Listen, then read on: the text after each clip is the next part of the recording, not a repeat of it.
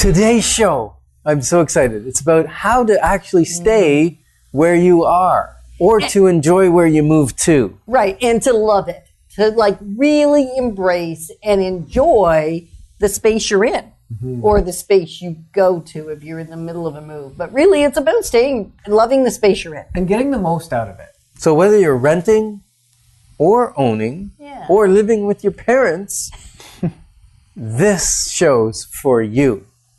So I'm Ken Dekker. I'm Yetta Dekker. I'm Ryan Dekker. That sounds like a triple decker. It does. That's funny. Now I'm hungry. Triple decker club? Yes. Oh, yeah. Okay. Well, no food right now. If you're, having a meal, It's only 9. enjoy. Yeah, it's only 9:30, but Could be I could breakfast still be time. hungry. Yeah. Anyway, so we digress. And it's so easy to do, especially when there's 3 of us connecting. So our goal, our intention today is to share with you 8 really powerful things to help you love where you are and to enhance the space that you're in, or at least enhance your experience of the space you're in. And yet you never know if we're going to get to 8 or not. So if we don't get to 8, forgive us already. Awesome. Yeah, and we're speaking from experience today, really about enjoying the space that you live in. And one of the things that I've done, and our family's gotten very good at actually, is embracing your color or your theme, creating a theme room. Like I've got a medieval room where I've got swords and shields and pictures of the round table. Well, it's not the round table, but something like that. And it just has that. Somebody being knighted. Knighted, yes. In Kneeling down and being castles knighted. and that kind pictures of thing. of castle, like a painting of a castle in my theater room. And so that's a theme. Other people have colors that they really love. I like purple. Anybody that's been to my house right away goes, you like purple. Yes, it's a beautiful little accent. And the neat thing around when you're doing color and theme, and so many of our clients do the same thing. And if you're selling, maybe you want to tone it down a little bit to appeal to more people. And yet today we're just talking about loving your space. Yeah, how to make it personal to you. Right. And the great thing with an accent color, whether it's Candace's who loves teal, or whether all the different blue shades throughout her house, or whether it's me that loves a little splash of purple or a lot of splash of purple everywhere you go, they're things that are mostly removable. Now, having said that, we're just in the middle of reupholstering our kitchen chairs to purple. Yes, but what was interesting is when we painted our house, the designer said, okay, we're going to go with a gray. It's kind of a beigey gray. It's gray. a putty gray. And we simply went to 2 different shades, 2 intensities of the same color. And then she said, now you're free to accentuate, to accessorize or whatever with any color you really want. You're looking for the word accent. Is that the word I'm looking for? Yeah. Well, I appreciate you giving me that word. Thank you very much. Welcome. That's what I'm here for. To give you what you drop. Oh, okay. And so a little bit of accent color. So we do have a dark purple wall in the office. Mm-hmm. We do have a different shade of purple, 1 wall or 2 walls in the master bedroom. And then we accent it with some stone to tone down where we did put color. And yet for the most part, it's throughout our whole house, 2 to 3 shades of a gray. Yeah. And that can be really beautiful because then you can throw pillows and carpets and maybe a accent chair or a couch or some blanket throws and that kind of thing to create color. And you're not doing it for other people. So sometimes for others that are coming into your home, they find it too much. Well, that's actually okay, it's too much for them because you didn't do it for them. So do the thing that makes you happy. Our son-in-law did Coke theme. He worked at Coke. He loved Coke. He doesn't have that anymore. Coca-Cola. Coca-Cola. Good. Yeah. Coca-Cola. So we had puzzles and tins and collectibles and all that sort of stuff. And it was his theme. Yeah. And he loved it. Yeah. Until he didn't. And so the great news with accessorizing and accenting, once you don't love it anymore, it's not that big a deal to change it, to move to the thing that you do love. And this is a perfect segue into our next point, which is actually lighting. Lighting for the home. And the reason it's a perfect segue is the colors you paint and the style of paint will dramatically affect the lighting of a room. It will. Like it's crazy to watch how much even the same color in a room is affected by the light and how much the light affects the color and even the feeling in the room. Even the color will affect the color. So, for instance, yellow, I learned that yellow, when you paint a wall yellow, it may be one intensity. But if you paint all the walls yellow, it builds on the intensity. The reflection. And so when we're talking natural light and, colors, there's dark rooms, there's rooms on the northern exposure which won't get as much light, and you'll want to paint and decorate them differently. You don't want to choose, okay, my favorite color is pink or purple, so I'm going to paint every room purple in the house, because your darker rooms will maybe feel oppressive, and your lighter rooms may feel perfect. So choosing depending on how much lighting's coming in, what kind of furniture you have. For example, your house is you have this one wall that's southern exposure, 2 stories of all windows, so it's really, really bright. And then you've got white furniture. Yes, we do. Which reflects the light even more. We do. And so it's a very bright room, and then a big gray wall with stone, and that stone has some reflection in it. So it's a very bright room. But instead of putting tons of curtains and darkening the room or putting in darker furniture, you guys chose to? Well, we put a film on the window. And the film cuts a lot of the glare, cuts a significant amount of the UV from affecting the furniture, from discoloring it or fading it. Now we're just discoloring it by putting the white furniture, too close to the fireplace. That's because you're a heat What? You're a heat sinking. Yeah, she's a heat sinking missile. So she moves the chair right in front of the fireplace. You want to enjoy your space, but not light it on fire. Point number 3. No, it's a gas fireplace. So all it's doing is discoloring my white leather furniture. But so far it hasn't discolored you. No, I still look good. And so, lighting, dark room, light rooms, that really matters. But then the next thing would be your electrical light. And this is a completely different topic. People think I have a dark room, so I need extra light. Well, no, you have a dark room, so you need to accent it properly for that lighting, and then add the light. You want to deal with your natural light first, right? And then move to your electrical light. And part of your natural light first is thinking about the color on the walls, like you said earlier. So that's part of creating what the natural light looks like in your space. Yeah. Right. And then I think that many times people don't recognize the 3 types of lights. Right. For the electrical light. Yes, for the electrical light. Yeah, so we're going to put aside the natural light. And not the electrolyte that you drink after exercising. No, not that one. This is electric lights. In your house. A lot of times people will go, oh, well, I've got one light in the middle, maybe a fixture, and I'm going to build that out so it's big enough and bright enough for the entire room. And that may be the purpose.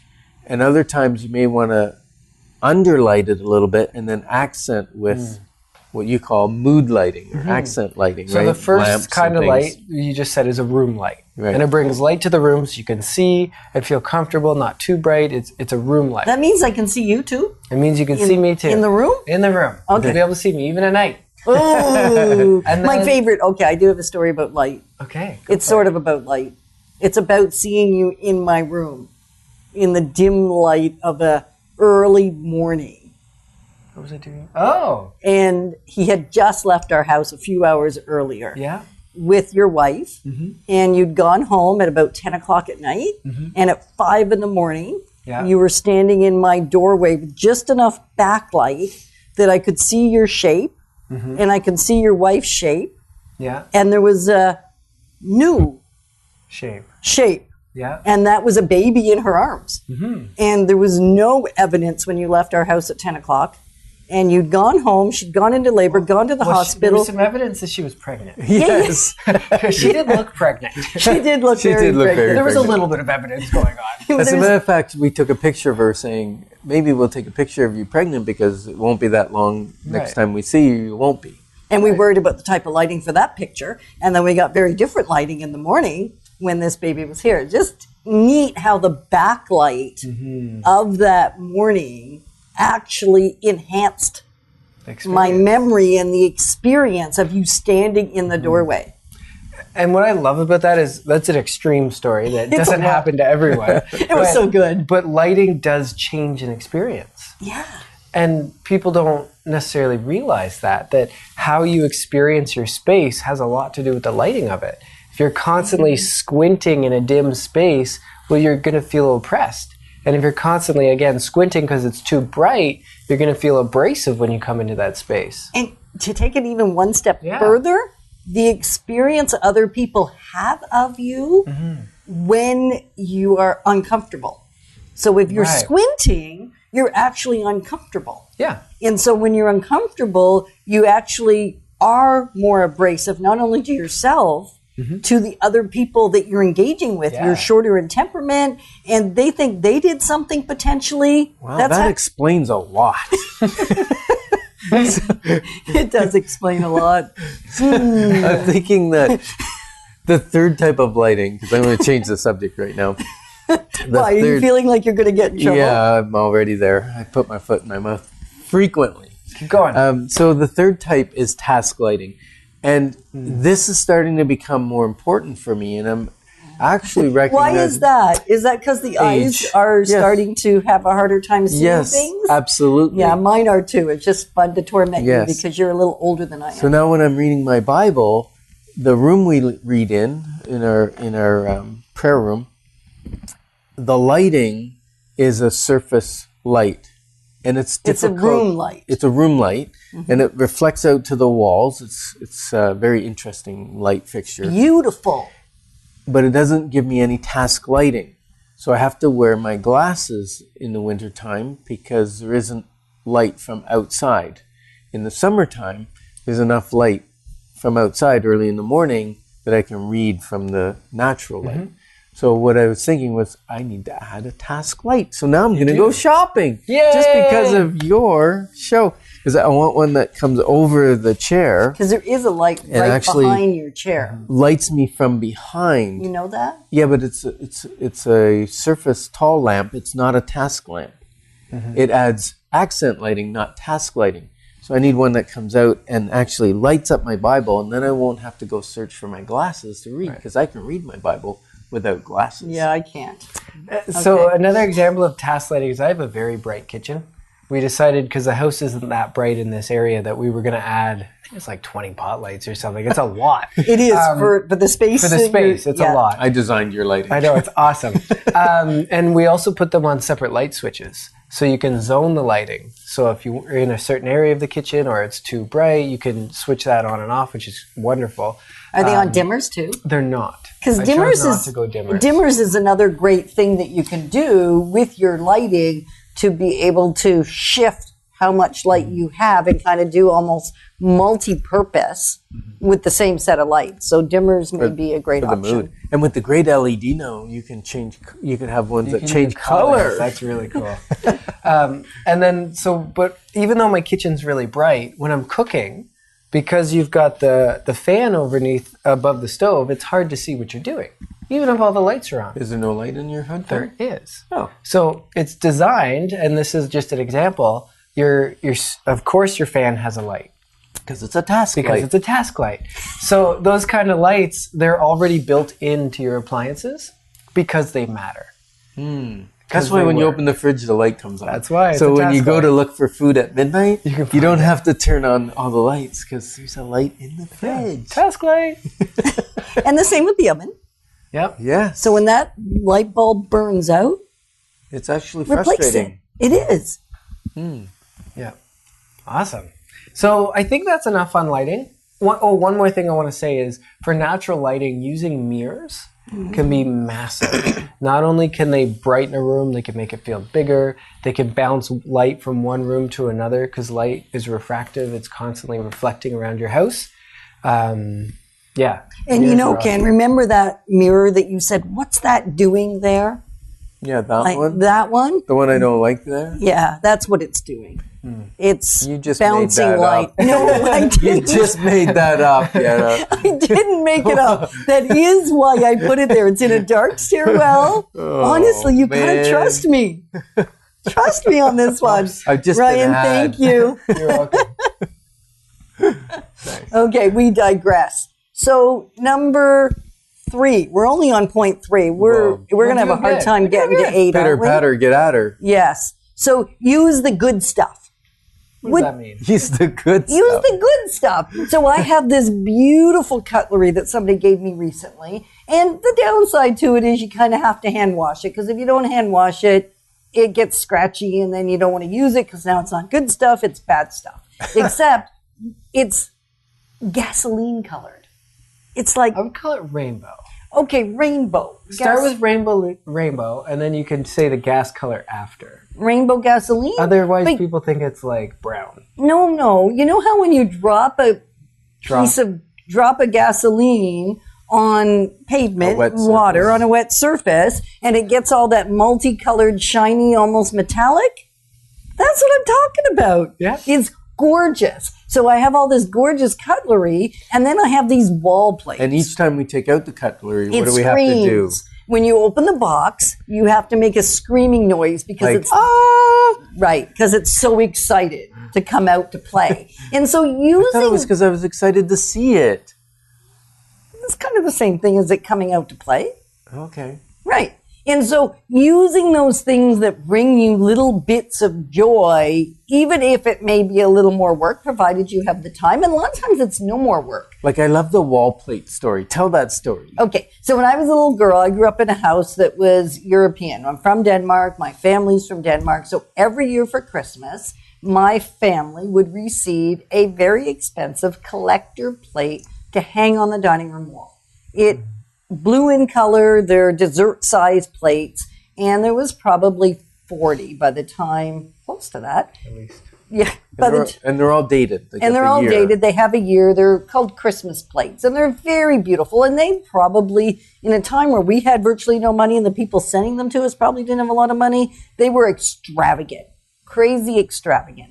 And so that's what I grew up with. And then eventually my parents got to the point where they said, that doesn't suit us anymore. Blue wall plates is kind of not us anymore. So they renovated, they added an addition, and now the wall plates really had no home because there was no wall where they used to be, and their style had changed. So they said, I'm going to sell them on eBay because they're worth a lot of money. Well, styles change, and they weren't worth a lot of money, although they had cost a lot of money. So Mom said, well, what am I going to do with them? And I said, I'll take them. And she goes, well, you're going to hang them on the wall? No, not hang. No wall plates for me. Thank you. I loved having them as a kid, but I'm kind of done with that. So I took them, and she said, well, what are you going to do? And I said, I'm going to use them every day. I don't have that many small side plates from my decent dishes that I use every day because they get smashed from children Oh, really? and grandchildren and me. Interesting. Yeah, and the dishwasher, we break the odd one. So although we've replaced them a whole bunch of times, we don't have that many. And so here's 40 brand new collector plates. Never been eaten on. Never. Are you kidding me? They had wires on the back. So all the wires got cut off. And then Mom said, well, you're going to use them. And I go, yeah, every day. Every time there's people and I need a lot of plates, I don't like paper, I'm going to use collector plates. And so I have. And she said, well, then you're going to put them in, you're not going to dishwash them. You're going to hand wash them. I said, no. There's no gold gilding on them or anything. There's no reason they can't handle the dishwasher. I won't use the heat cycle. So anyway, now it's been a couple of years. And the amazing thing is these collector plates bring joy to everybody that comes to my house. My kids love them. They They're fight like, over I got the Christmas one. I got the snowball fight. I got the... Like, they just love these plates. and they fight over the date. This Right. is my daddy's birthday. This is my mom's birthday. And they become a conversation piece. So maybe it's not wall plates turned into everyday plates in your house, and yet there's probably something that maybe is good stuff or you used to perceive as good stuff, and it's still good stuff, that you can have fun with, and it can just enhance your experience in your home. Even our company spend time looking at these plates. And it doesn't have to be every day. No. So, for example, my wife has some fine china from her grandmother. Yes. And it's always in the cupboard. So once a month-ish, I'll take it out and I'll make her a cup of tea in the fine china.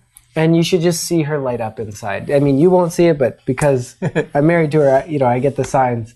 And I can tell that she's just filled up, getting to experience this cup where would normally just sit in the cupboard. That's so cool. Use the good stuff. Yeah, even if it's occasional. Yeah. Because it will enhance your ability to enjoy your home. Yes, and this is a perfect segue because you're talking about using the good stuff, which really builds memories. Yes. And building memories is a great way to make the most out of the home, the space you're in. Now, Yetta and I like to do out-of-the-box fun. Really? Yeah. Yeah, I know. So, for instance... No. You're going to share this? Oh, yeah, absolutely. So we'll buy silly string. And we'll have a silly string fight in our house. And the other day, our house cleaner came and we thought we cleaned up really well. We did. She said, there's like string stuff stuck to your stone walls. What's that? No, she didn't say that. She said, Yetta, you're going to have to stop using silly string. Oh, she knew it was silly string? Oh, yeah, because it won't be the first time that she had to find it. And the most amazing piece of that little story, because I'll confess we did have a silly string war and I won. Yes, she did win. I had just gone into the storage room downstairs to find some stuff and reorganize some things, because that's a point we'll talk about in a minute.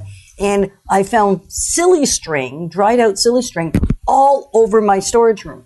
Stuck to boxes, stuck to things, stuck to all kinds of... And I was so annoyed. Because the grandkids found some of our silly string, a couple of bottles. And I just said to Tally, I can't believe the kids had a silly string war in my house. I just kind of complained. Really? About the memory they had created in my storage room. Yeah. And then she said a few minutes later when she went up to my room, Yetta, you got to stop doing it. So, yeah, have some out-of-the-box fun. Yeah, have some out-of-the-box fun, laughter, enjoy your home, like laying in front of the fireplace. Now I've moved the furniture away from the fireplace. Smart. Yeah. And we'll just lay down a blanket and lay there basking in the heat of the fireplace. Or we'll have, a bubble fight. Whether it's outside or indoor, we've had both.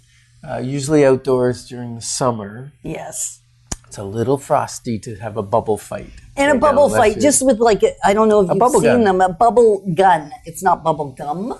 It's a gun that emits bubbles. Less painful than the Nerf guns. It is way less painful. So just have spaces to have some fun and enjoyment. Yeah, and so in our family, we created, because our son loves crafts and loves doing activities. And when kindergarten passed, he's now in grade 1, he's like, I don't get to do crafts anymore. And we realized there was a bit of a void in his life. So instead of taking him out to do crafts for Christmas, we bought him this really nice craft table and fully stocked it. And it's like better than a kindergarten class now. And so he's got his own space. Him and his sister sit there and they do crafts and they just enjoy the space. So you don't only need to enjoy it for yourself, you can make spaces where your family can build memories for themselves in the space. I love the robot outfit. Oh, yeah. That was awesome. Full robot walking around the house. It was awesome. And there is an online little Facebook clip, I think, of that. Sure that's hilarious. Yeah. Yeah. So let's keep moving. Okay, so stuff, and stuff. Who doesn't have too much stuff? Unless you've taken on the philosophy of being a minimalist, and now you have no stuff, or very little stuff. Most of us have too much stuff. That's why storage companies are popping up all over the place, and they're one of the biggest profit centers going. So with your stuff, organize it carefully and choose really, really carefully what you actually need in your space. What do you actually need to... We did a show previously on give it, keep it, store it, sell it, throw it. What do you do with this stuff that has accumulated? If it's not bringing you joy, if it's actually creating you frustration, then maybe lose it. And I just recently bought a 500-page book on organizing. Ken thought the guy wasn't so organized if it took him 500 pages to write a book. However, he had lots of technical stuff around it. It was pretty neat. And in that book, one of the things it talked about is organizing your stuff in a way that it brings you joy. So simple little example is I have gel pens. I love colors and markers, and so I have 7 or 8 different types of pens and markers and things, all in 10 to 50 colors. And putting those gel pens back in the container in the right spot, because if it was out of order, it would bother me, was annoying. Like, it was getting to me. So I decided to throw away the plastic container and put them in beautiful glass-colored, some glass, some multicolored, some shiny pots, right? Or containers. And now they bring me joy every time I walk into the room, and it's easy to find what I want. And last night we had a meeting and they needed some pens, and I brought down my jar full of multicolored pens. And that just brought joy to everybody. Like, it just brought a little bit of sunshine. So organizing your stuff. Yeah, and so in our culture, more is better. Yeah. You know, and well, it's for some people. Some people, a lot of people. So we're starting to learn that that's not the case. No. So in my house, we had 2 sets of pots and pans, at least, maybe 3. Like, we had so many pots and pans. And we decided we're going to get rid of all but 1 set. And so we got rid of them all. The other Kept the 2 best sets, one? Yeah, they were all good. There were no bad ones. So it didn't matter which ones we kept. But we got rid of half of them, or more than that, and realized that we went too far.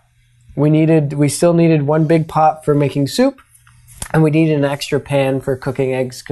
So we went and bought those 2 pieces. So it's okay to trial and error, go a little too far. It's okay to experiment with what's in your house. That fear of like, oh, well, if I give this away or if I sell it, you know, it's not reasonable. It's easy to get more stuff. Right. Even for free. So one other thing we do sometimes is we actually pack it away and trial it without giving it away. So we'll take half our pans or whatever it is, you know, half our knives because we got too many, put them in the cupboard, see if we miss them. If we don't, give them away. That's a great idea. So if you've joined us today, you have noticed we didn't get anywhere near 8. We got to kind of 5. So note-taking might have been a good idea. And so now a great idea would just be to send us an email and say, give me the whole list. Give me the whole list. And it's not even a comprehensive list. We had even pared it down from 15 to 8, thinking we could do this because we're pretty masterful. Not clearly in keeping it succinct. So email us, info@DekkerTeam.com, and say, I'd really like that list of things to do so that I love the space I'm in. Yeah. So our whole goal is that you are thriving in your home and life. We are excited to be your partners in moving forward.